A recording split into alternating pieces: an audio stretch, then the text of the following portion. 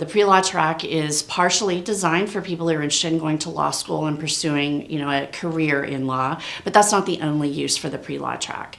As a future business owner, future business leader, entrepreneur, we need to understand how the law impacts business. It impacts many aspects of our business life and world, and so we need to appreciate that, and that's what the pre-law track attempts to accomplish. It also helps us learn to manage and recognize risk so that even if we aren't the attorney ourselves, we recognize when we need an attorney for some help. In the pre-law track, with the courses that you're taking, you have options of courses that expose you to, say, employment law and other labor laws and things that are not necessarily specific classes in law school, but that help you understand some of the curriculum that you're going to have in law school. They're also designed to be taught from a modified Socratic method so that you are getting exposure to how a law school classroom would work on, at least a little taste of that. You also have an option of taking classes like argumentation and debate, logic and coding, and some of those courses are in communications department, some are in philosophy department, and some are also here within May. So you have a lot of options with that. You don't have to, as I said, go to law school. And so I have talked with a student recently who told me of her time working for Ted Cruz in Washington, D.C. last summer. So that was a really awesome experience for her. And she's really not 100% sure she wants to go to law school, but she wants to go back to D.C. And the classes that she's taken in the pre-law track have really kind of opened doors for her there and given her a foundation that she wouldn't have had otherwise. I've also talked with students who aren't interested in policy and politics either. They're not interested in law school or policy and politics. And so, they still have a general management degree, and that helps them to be equipped to be in risk management, to be in the beginning levels of management in just about any company. So project manager, sales manager, that sort of thing, and then work their way into upper levels of management. I have taught many extraordinary students over the years. One of the classes, the law classes I teach, is in the Business Honors Program, and I've had the honor of teaching that class of many years, since 2005 actually. And so I've just had a lot of extremely bright students that many of which don't choose to go to law school, but one in particular that has always stuck with me. His name was Omar, and he was a very outstanding student, just stellar intellectually, but that's not really what made him a great candidate for law school. But let me just tell you a little bit about Omar, because he was one of those students that loved to spur controversy in class.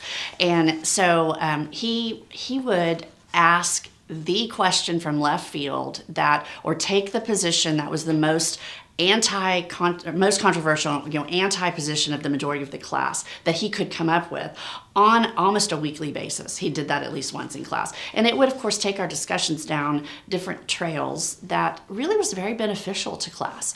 Seeing how you analyze something from both sides of an issue, whether it's a legal issue or not, is very beneficial in our analytical growth as a student.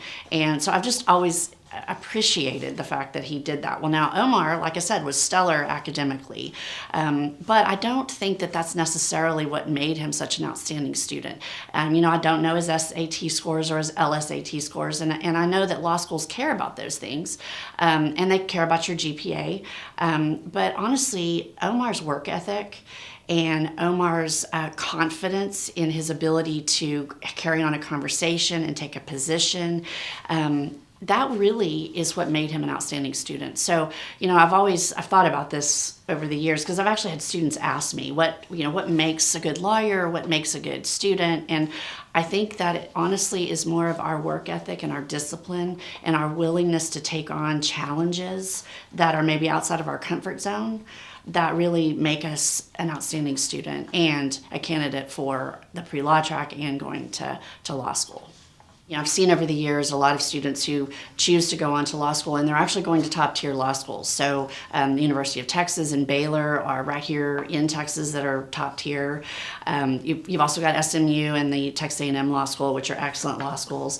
And of course, we've got the very top tier of Columbia and the Ivy League schools, and George Washington and NYU, and even Vanderbilt and UVA. I've had some students recently tell me that those were their chosen law schools. And so outstanding students who get this management major, who do the pre-law track.